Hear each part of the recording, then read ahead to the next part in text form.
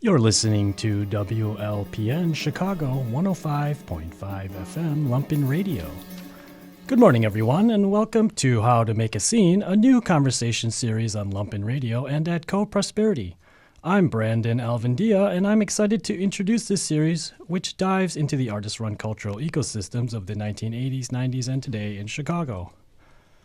How to Make a Scene is a collaborative effort between the Public Media Institute, the parent non-for-profit of Lumpen Radio, and Co-Prosperity, and Midway, a coalition of Midwestern artist organizations.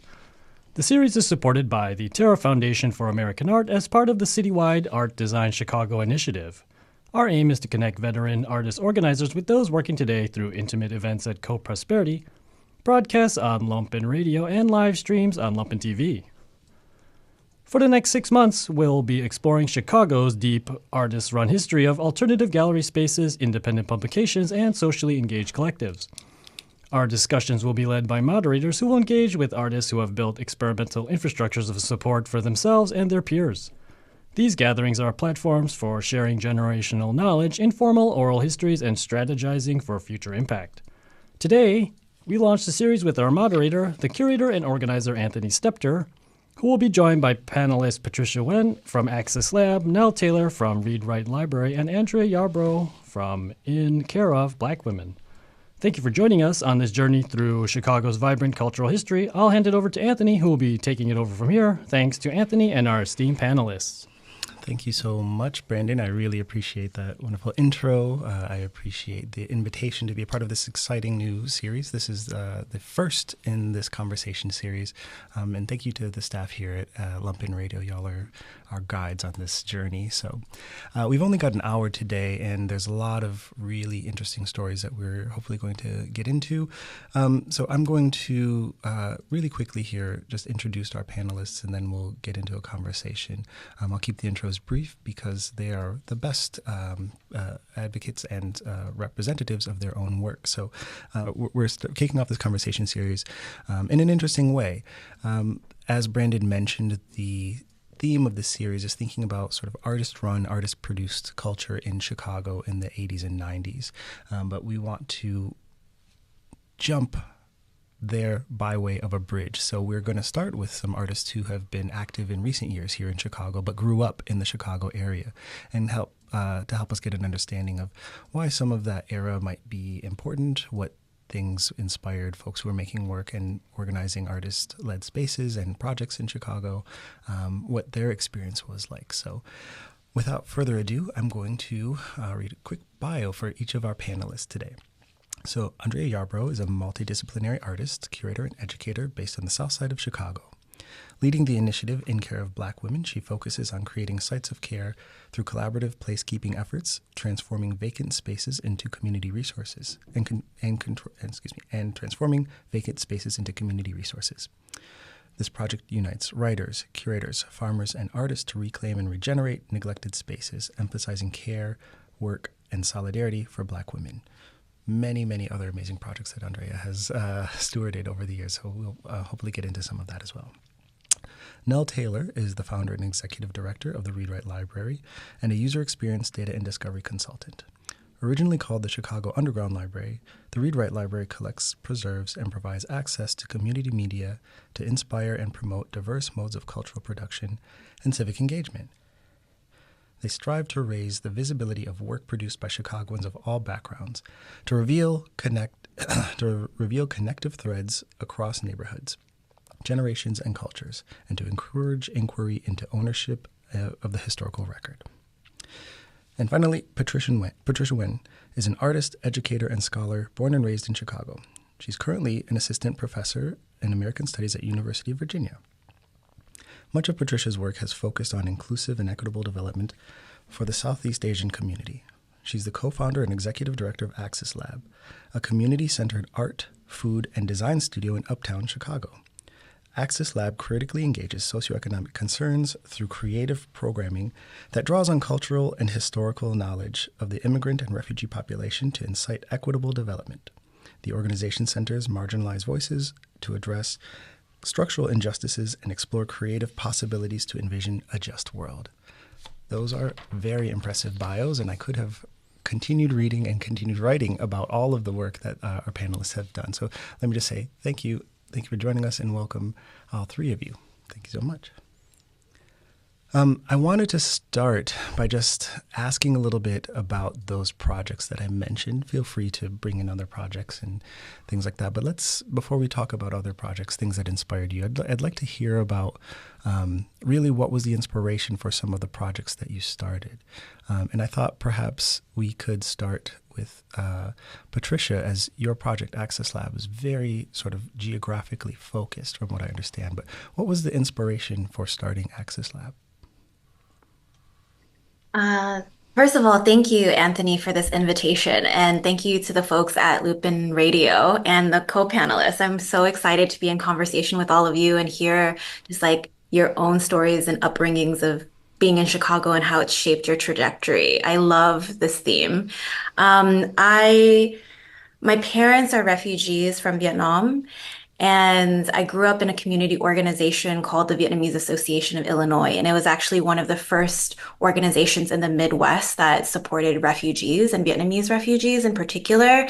And they would have youth programming. And so I just remember being a youth going to the summer school there, learning about murals and actually engaging in a mural project that told the story of the neighborhood and told our migration stories. And that really shaped me. So, I'm thinking about the community center that I grew up in that my dad worked in. So my father is also a community organizer that's worked with the Vietnamese Association and now the Chinese Mutual Aid Association, and has been an organizer for over 40 years. So Access Lab is an intergenerational project that was actually made possible because of my father's work in the community. And I would also say that what's inspired Access Lab's work is also thinking about the failures of nonprofit organizations and their structures, Sure. and what arts collectives and art as a medium, a discipline, a way of being in the world could actually offer us in reimagining new worlds, more just worlds beyond the kind of racist environments that I had to navigate and grow up in the city of Chicago. But I also would say going to Chicago public schools. So like I was one of those inner city youths that like got were part of the free programming, Sure. like poetry, creative writing, photography.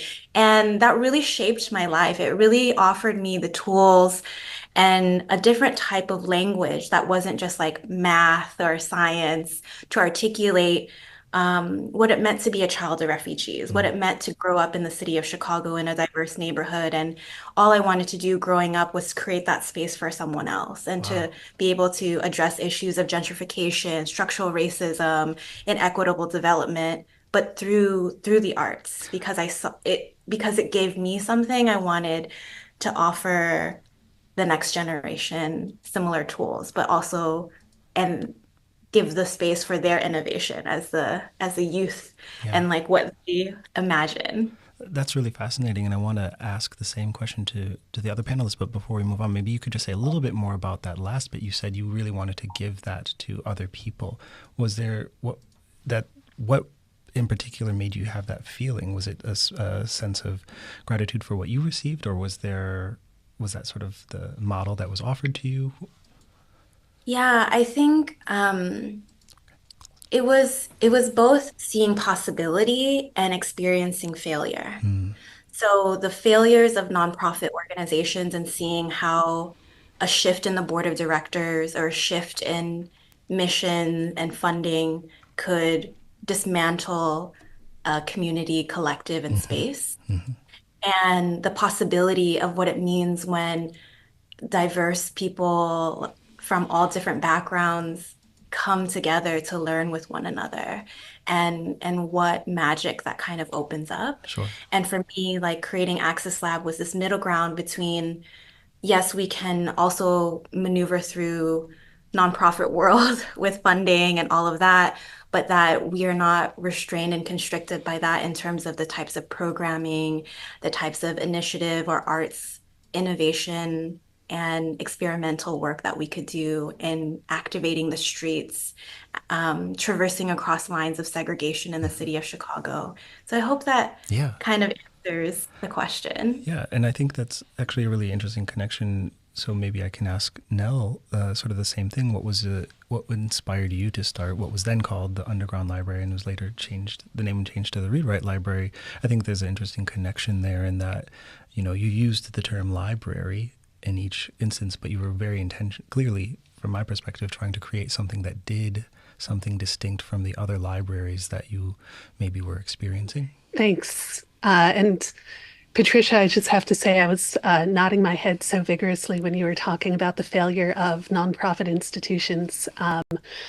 That's a tension that I've felt very, very deep in my gut since coming up, even with the initial seed of what would become Read Write Library, of, artist project versus community project versus nonprofit institution.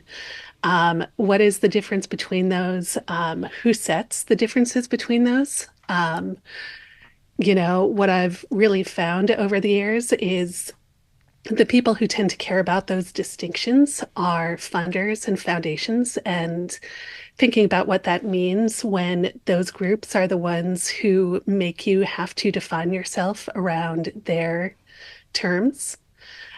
So that's a whole other conversation, but I just wanted to put an exclamation point on, what you said, and just, I'm sure it'll come back around. So I grew up in the Humboldt Park neighborhood of Chicago on the west side. It's a historically Puerto Rican neighborhood. Since we're on the radio, people listening cannot see that I'm very obviously not Puerto Rican. I am extremely white. And so the way that my family ended up in that neighborhood, my parents had been bartenders in Lincoln Park at the Folk and Blues bars back in the 70s. And when the Puerto Rican community got gentrified out of Lincoln Park, so too did a lot of the artists who lived there, a lot of the musicians. And so when the Puerto Rican community moved west to Humboldt Park, just straight up Armitage, a few of the artists and musicians followed and ended up there as well. So my family and a couple other families of blues musicians bought a 3-flat in 1978. I was born in the early 80s.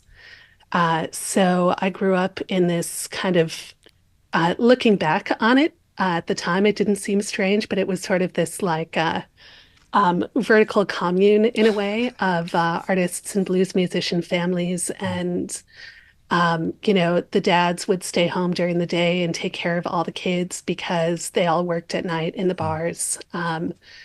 And so I grew up just around a lot of visual art, a lot of music. My mom was an actress, an improviser. So I just had this all around me all the time. And at the same time, being in a neighborhood that had experienced such tremendous disinvestment, just on every single level, of, white flight and just the pulling out of businesses, of, the lack of loans, redlining in the neighborhood. Everything was on fire when I was growing up in Humboldt Park. There was a lot of insurance arsons. And so, you couldn't help but when you're going around to different parts of the city, really see those disparities, really see the ways that, art outside of institutions played a role in the neighborhood. We'd go into the galleries in River North and see these pristine white walls, or go to the museums and then go back home and see that everybody in the neighborhood had to create their own institutions. So, at the time, there were and still are many, many murals, but also the Puerto Rican Cultural Center was doing a lot of really good work.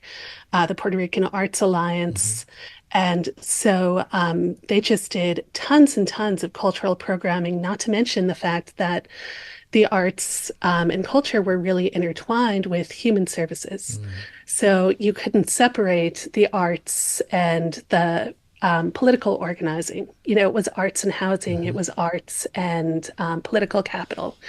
It was, arts and health. And so that was something that I just really grew up immersed in.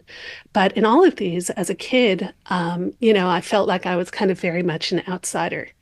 All these communities were around me. And so when I went to school at Columbia College, I was very acutely aware of all of the different opportunities, all the different communities in the city. But I didn't really know how to plug into them. And I thought, maybe this is just me being young and not really knowing how any of this works, not yet finding my own community. But the more people who I talked to of various ages, the more other people said that they felt this disconnect too, of artists not talking to writers, of just people not figuring out how to cross media. And so the initial seed of Chicago Underground Library was really arts focused. And it was this idea of what if we had a community library where anybody could feel comfortable walking in the door, not just to read anything on the shelves, but to contribute anything. Because I felt that, also growing up around all these brilliant people who nobody had heard of, I thought, why don't more people know what's going on? Why don't they know the names of all of these brilliant folks? How do we get the word out about that? Very quickly, though, inspired by Humboldt Park, which is very much my heart, not something I can remove from my body or my brain or my way of being, it became something that was intertwined with politics, with community building. And so, I realized, hey, this disconnection is not just something that affects artists in the city. There's very intentional reasons that the powers that be keep communities from understanding that they have things in common, that prevents folks from coalition building, from knowing that they have similar histories. And so we started going beyond collecting just things that were related to art communities and branching out into things like community devised plans, community newspapers, all of these things that really held the histories of neighborhoods as told by the people who lived there. And so that's really kind of where that initial seed came from and how it evolved very quickly. Yeah. Well, I'm sure we'll hear some more about some of the strategies and events even that you all employed to do that. So it's very interesting. I'm loving learning more and more about these projects that I'm already so enamored with. And Andrea, one of the things that I think is really interesting, maybe a through line from some of these other conversations, is thinking about experiences that led us to create these institutions, these projects, these spaces with the shapes that we desired, or in this case that you desired. So maybe can you tell us a little bit about the inspiration for In Care of Black Women and any of the other sort of connected projects? Because I know there's several that are kind of connected in some ways. Yeah, absolutely. Thanks again for the invitation, Anthony. So In Care of Black Women was actually my graduate thesis. I went to UIC and I studied museum and exhibition studies as a second master's, and was really trying to think about kind of the invisibility of Black women within the art history canon in relation to public art, public space, working in woods, working in metals, and wanting to do a project that would exhume that invisibility. I had some opportunities to do my capstone as an exhibition in some gallery spaces, and was really feeling like the gallery couldn't hold the conversation that I wanted to have. And that I wanted to invite people into the space who were not folks who might traditionally be in a gallery space, i.e. folks who are urban farmers and so forth, midwives, doulas, and wanted to rethink that space. And when I moved back to Chicago, I'm born and raised here. I lived away for almost 10 years. And I moved back and I sold my car initially. And so I was like, I'm going to bike everywhere in the city. And so I was biking from the South Side to UIC for school and like biking everywhere else. And the thing that became just very jarring for me was how many vacant lots there were. And I couldn't recall, like as a kid, seeing so many vacant lots. But I thought a lot about the many places that I lived. So I went to 9 different schools, 3 different high schools. I lived all over the city, south suburbs, very far southwest side in a neighborhood, Justice and Summit, where people were like, where is that? But was really thinking about all the spaces that I grew up in. And so I started a kind of a project for myself in which I was like mapping all the addresses that I lived in and going by those sites. And I wanted to see how many of those buildings or houses were still standing. And several of them were vacant lots. Wow. And then I started thinking about the schools that I went to and how many of the schools that I went to were now closed. Yeah. So I really wanted to think about how could I activate a space that, has essentially been wiped away because when you tear down a building, you close a school, you're kind of, taking away memories in some cases. So wanting to bring people together to think about, how we activate these spaces, understanding that, we're place keeping, we're not place making, like these were spaces that were already made. And now we're coming back and we're saying, we want to have some conversations here. And so while it started, again, as my graduate thesis, I like to say it's a thesis that went rogue. Anthony played a big role in that, and that I reached out to Anthony very early on and was like, hey, like, I want to find some funding so that I can do this project. And do you have any ideas about how I could find some funding? And so much of what I initially planned started to really shapeshift. And it really became led by the artists, in which people came and said, well, what if I like wanted to do this, or could I do this? And I just had the idea of like, I just want to build some tables across 6 different sites in the city that are vacant. And I want to invite some Black women, femmes, non-binary people to build seats to bring to those tables. And this idea happened in 2019. 2020, the pandemic hit, obviously. So, I was taking a sculpture class online. It was a woodworking class online, which obviously you can't do much woodworking online. But it turned into me like just getting in my backyard and like learning how to actually make and build things and inviting people into that space to make and build together. Right in your home. In my home, Wow. Yeah. Amazing.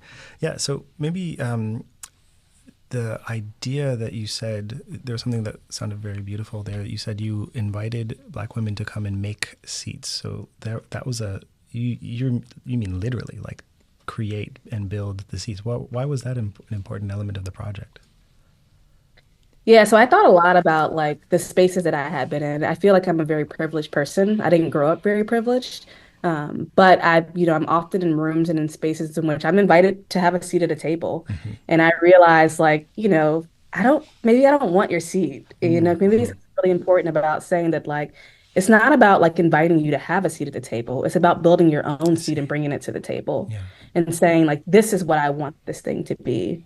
And so it became this exercise in which people were like, yeah, I want to design a 2-seater because I want to bring 2 people to the table. Or I want to design, a chair that's made from concrete and it cannot be moved. And really just thinking about the different iterations of like what it means to truly have a seat at a table. I initially envisioned this project as like something that would push policy and wanting to try to shift some policy around land access, the way that the city thinks about access to vacant lots. And I've learned a ton over the course of that time, so much so that we've started an artist co-op that we've been incubating for about 18 months now. Purchased a building, a mixed-use building that we're working to fundraise for and renovate into a collectively owned artist space. But really wanting, again, to think about, the relationship to these spaces that are being underutilized and what happens when artists come in to reactivate them. That's so fascinating. I'm sure this conversation series will have many other instances of people talking about both the idea of making emotional, artistic, sort of spiritual and communal space. But at some point, you also do need to think about how are people gathering? Where are they going to be? What are they? So it's very interesting and fascinating to me to hear all 3 of you actually brought up home as a sort of connecting point, as a starting point in some ways. And Andrea, you literally held space in your home for people to come and create their own seats at the table, as it were. And sometimes, in doing some research for this, Nell, I found an old email from Read Write Library where there was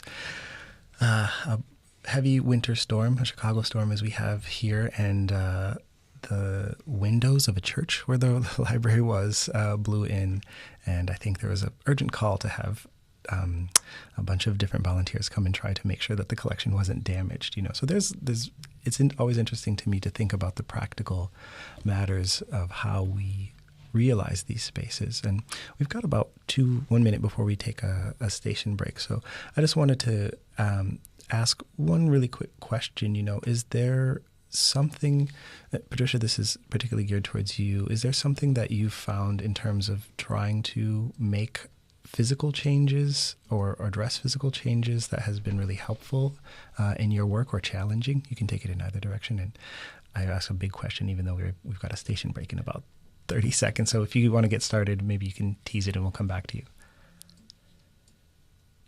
Yeah, I think I really appreciate this question because we actually started when there was a lot of like multi-million-dollar developments being pumped into Uptown, like a shared streetscape that was like a $2 million project, a $2 billion CTA Wow. renovation Yeah. project, and really thinking about, well, how do we make an intervention as artists in reclaiming that space, right? Like you were saying, like placekeeping versus placemaking, Sure. and then also us trying to think about the layers of other histories of like indigenous dispossession Yeah. and like histories of slavery and histories of forced migration, and Uptown being known as this port of entry. Sure. So I'll just set it up that way Yeah. and continue after. Amazing. Thank you so much. Yes, that's a really wonderful tease to have folks stay interested. We're going to take a quick station break and we'll be right back with our three panelists. Hi, and welcome back to How to Make a Scene. Before the break, we were talking to Patricia Nguyen about some of the physical infrastructure, physical changes, and I think really critically for this conversation, some of those histories. So, Patricia, would you like to kind of pick up where you left off, talking about the physical spaces that you were navigating there?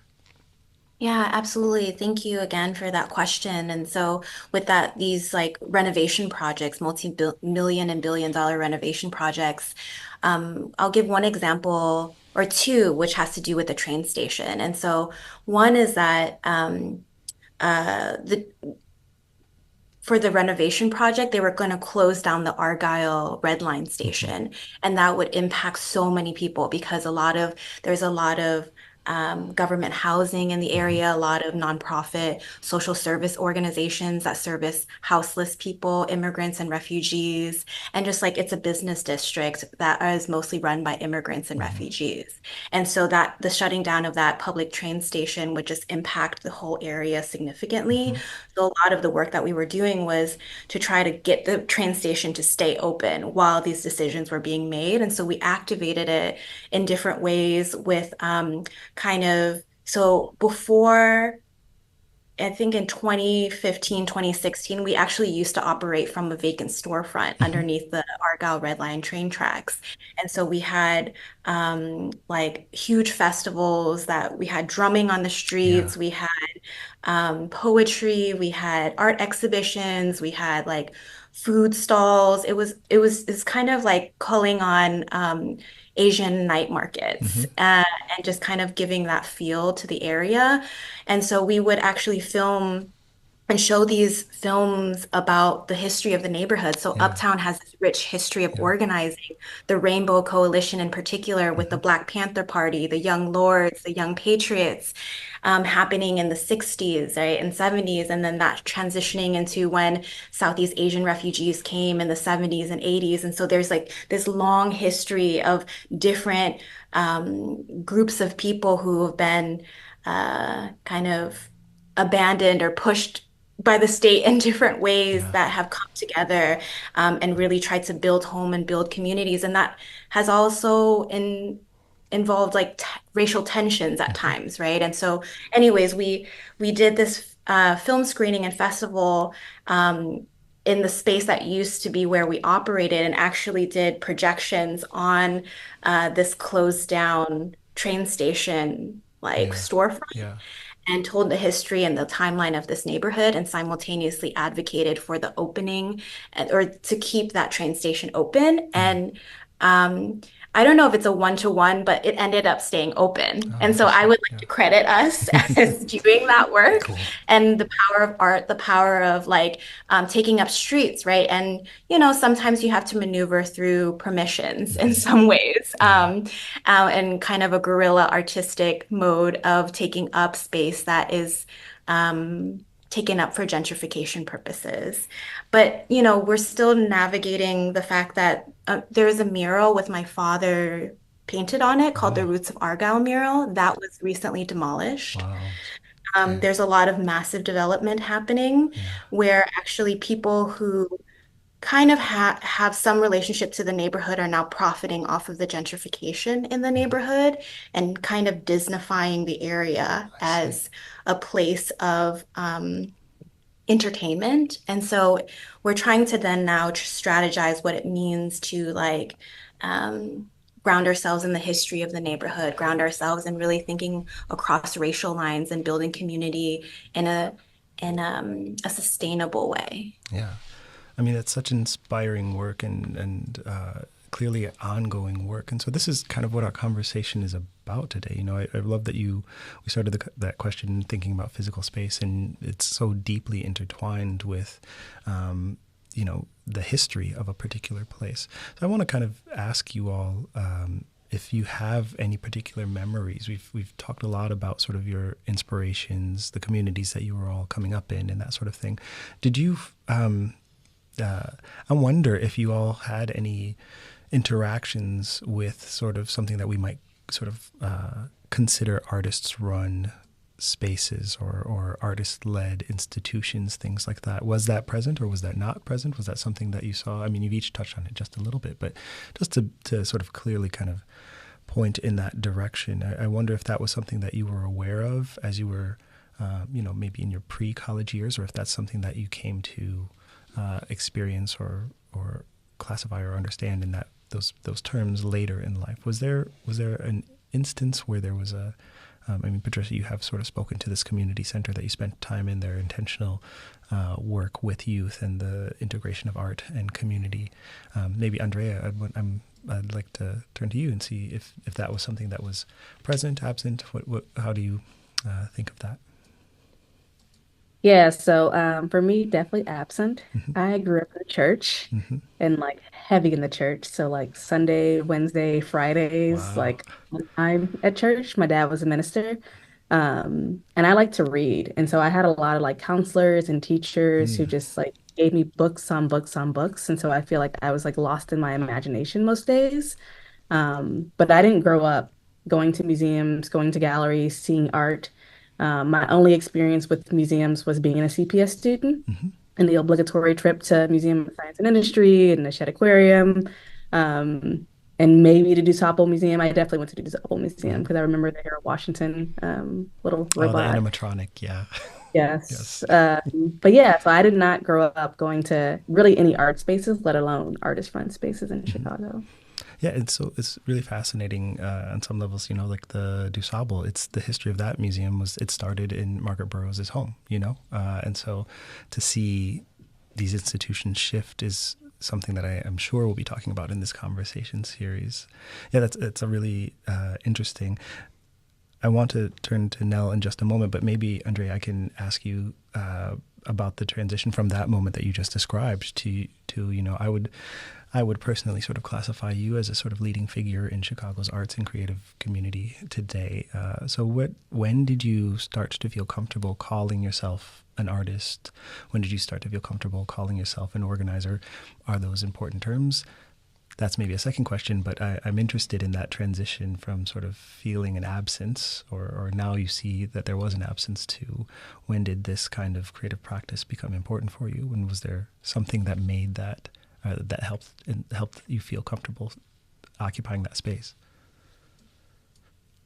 Yeah, I think if I reflect on it, high school is probably the time where I was like practicing art, but maybe not quite calling myself an artist. And I say that because I was on a speech team. And so it's like, very different type of art form for the folks who are speechies. I also like went to college on a speech scholarship. And so it was like very much so ingrained in my life. I did poetry, I did prose.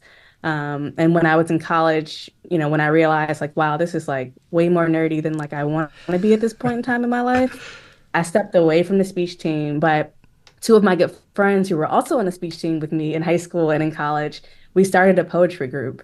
And we actually traveled around Central Illinois doing like these poetry gigs at U of I and Wow. ISU and Southern.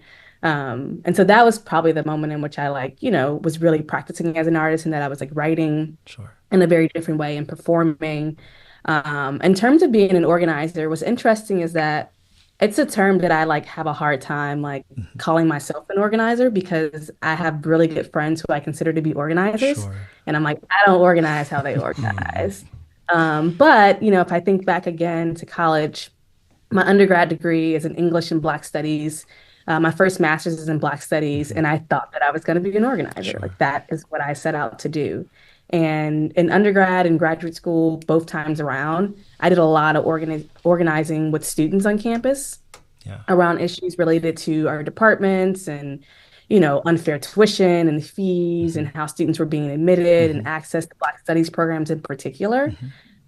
So these days, I'm like, yes, absolutely. I was organizing as an undergrad, as a graduate I student. see.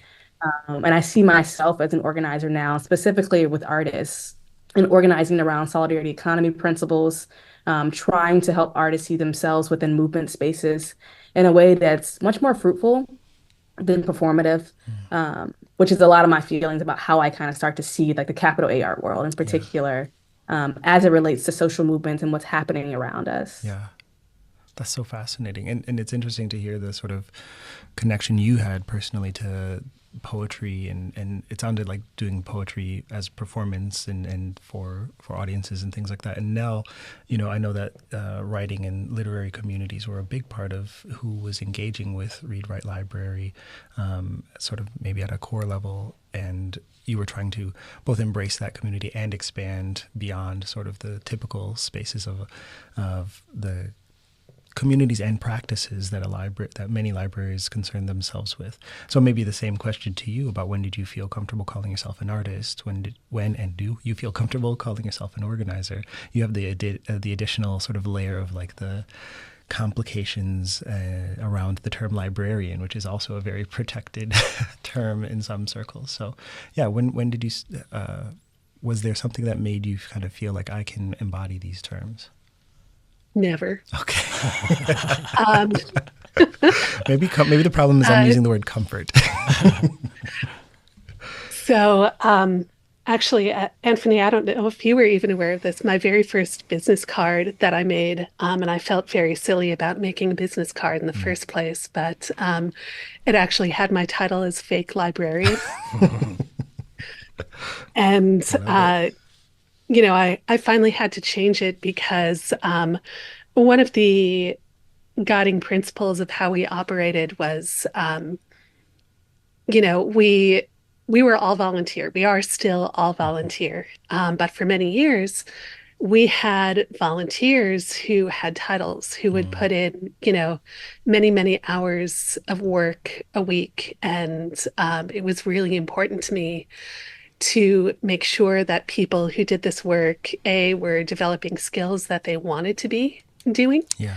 So instead of saying like, hey, here's what you need to do to get this title, if people wanted to commit to doing this work, I had this whole thing that people could fill out that was like, okay, what skills do you have, but what skills do you want to develop?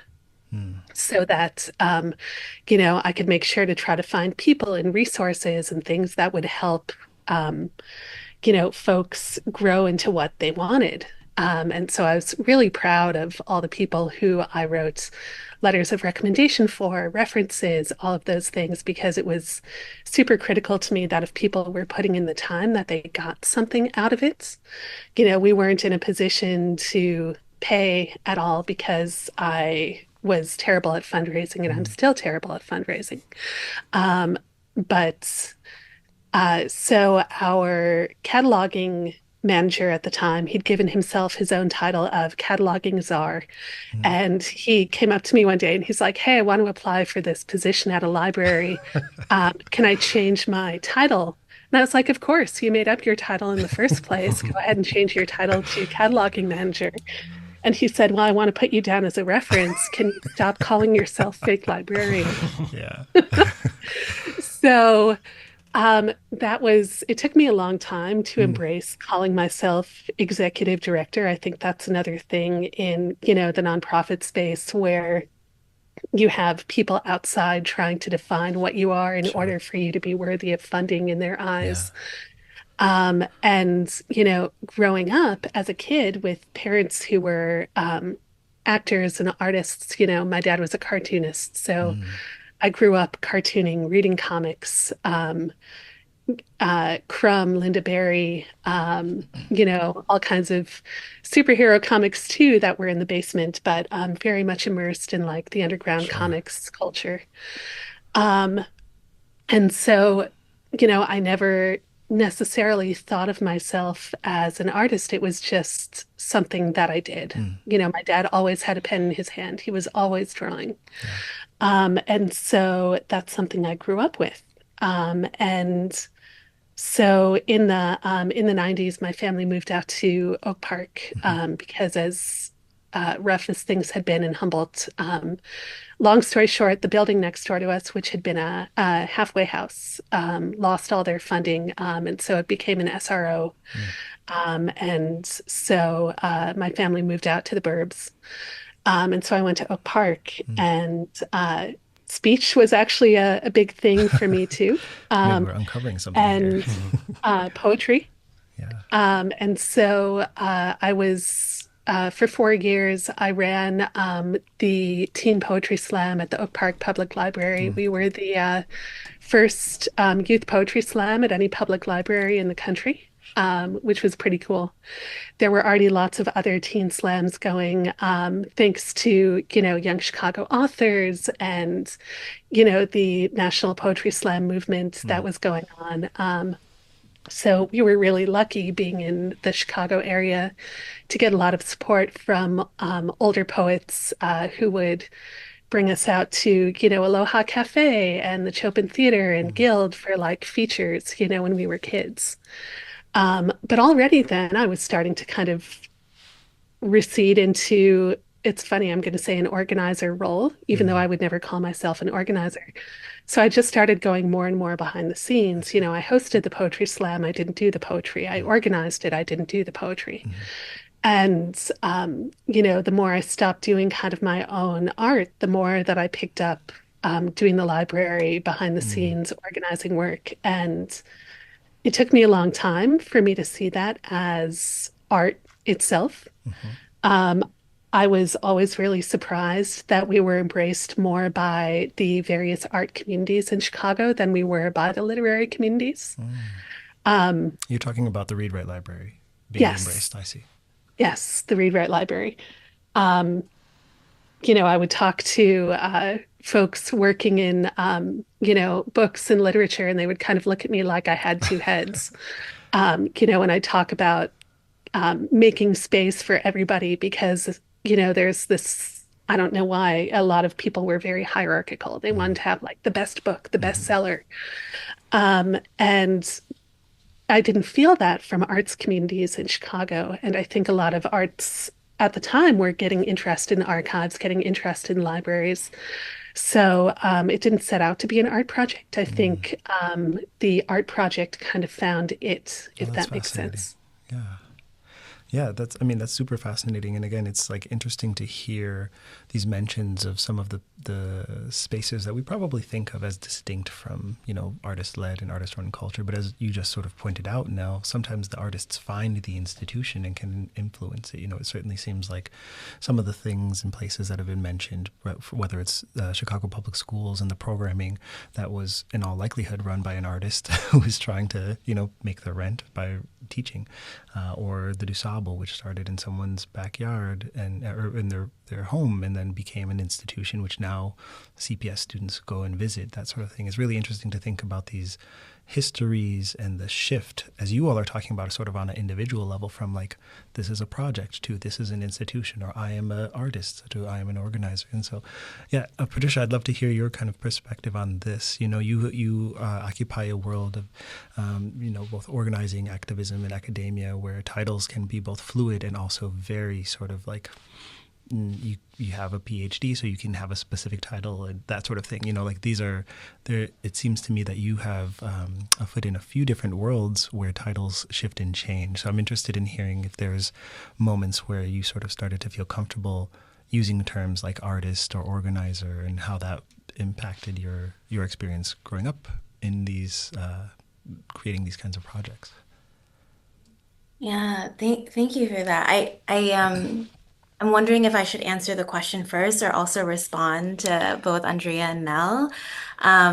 Because I will answer the question. Sure. Maybe Yeah, I'll go ahead, respond respond. first Yeah. because it'll hopefully take me there. Sure. But thinking about that term organizer and what Andrea said, seeing friends who like organize in a very specific way, and the history of organizing in Chicago is like you're deep in it. You're there, you live there, you're like living and breathing with the people in a particular type of way. And so um, there at times I also have hesitation in that way too. Sure.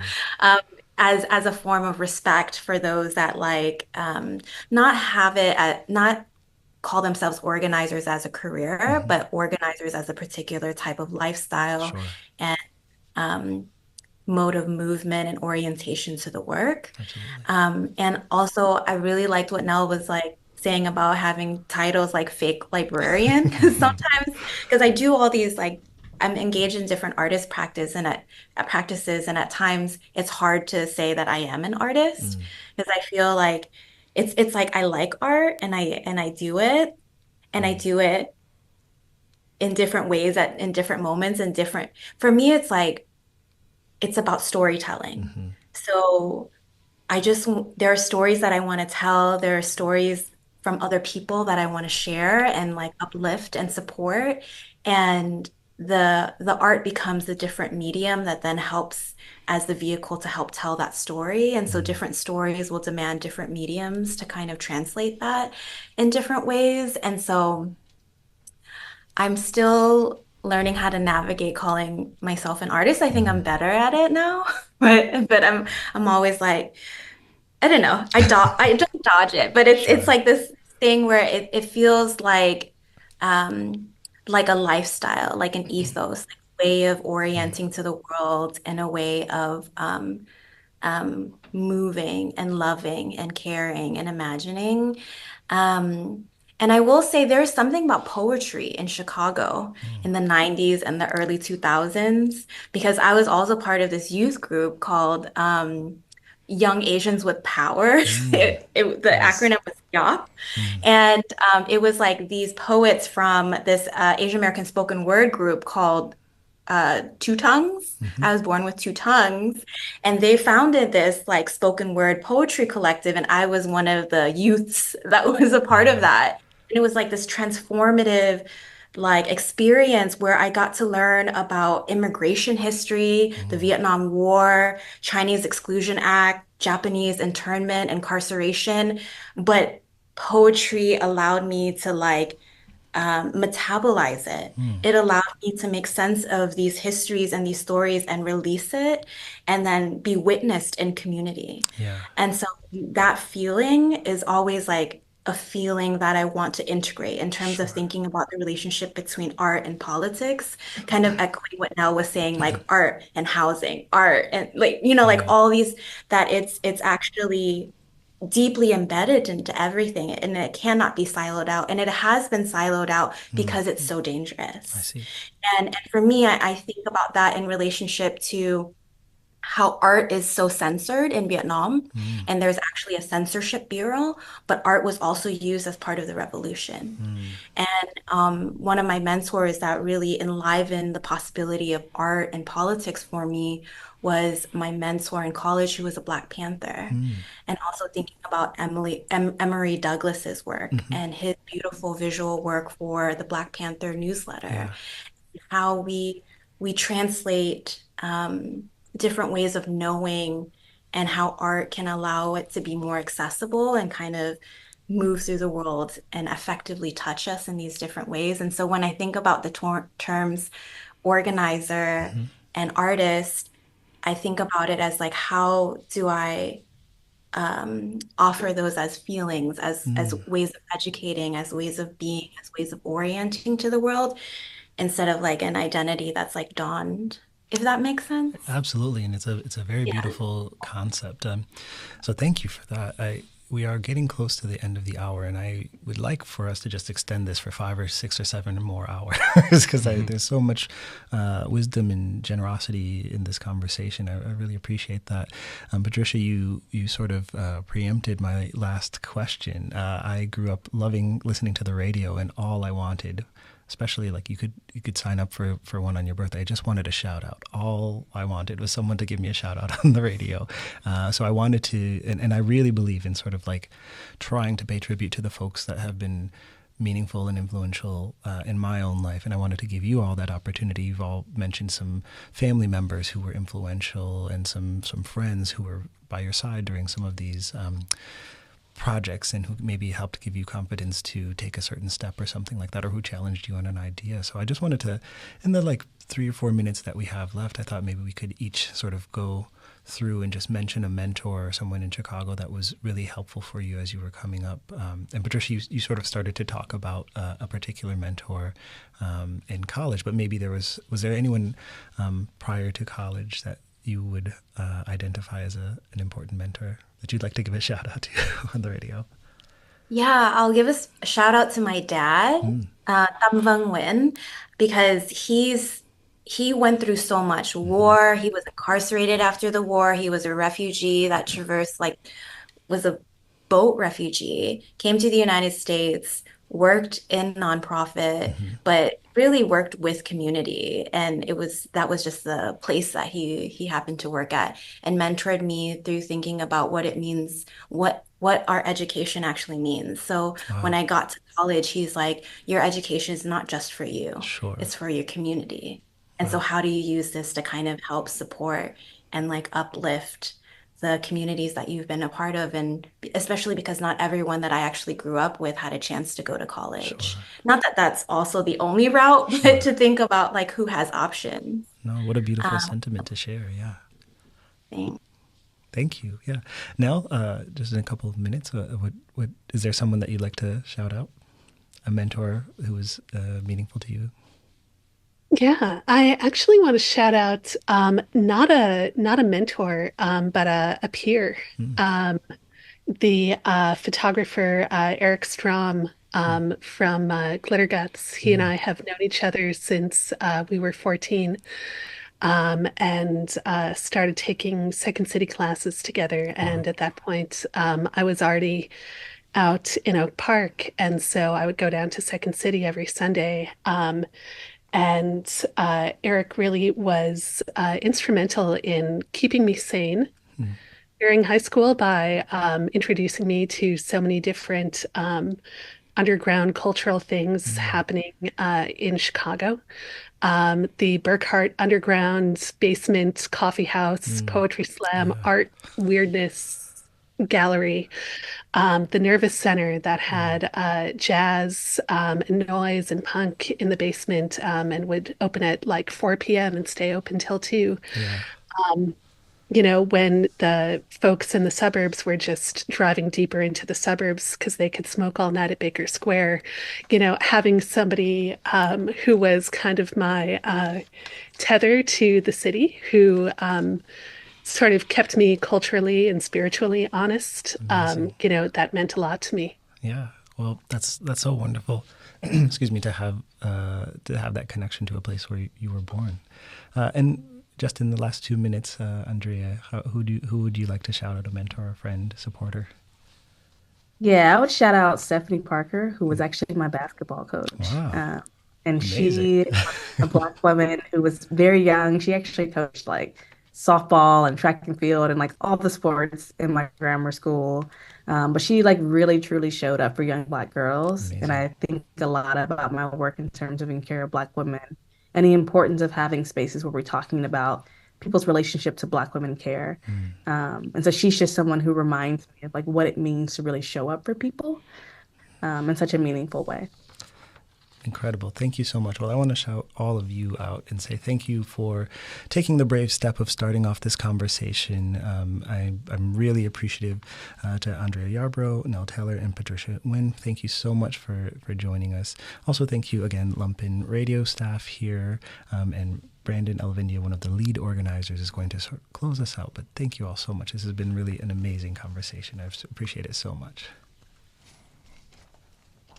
As a reminder, our upcoming in-person panel discussions at Co-Prosperity are happening on Saturdays from 3 to 5 p.m. on July 13, also moderated by Anthony.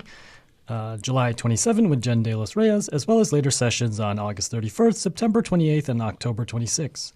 We will have informal conversations before and after the panels.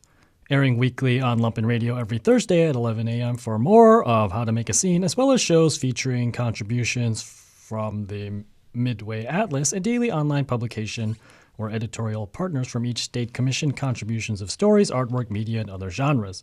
More info for that project can be found at mdw.art. Thanks for listening.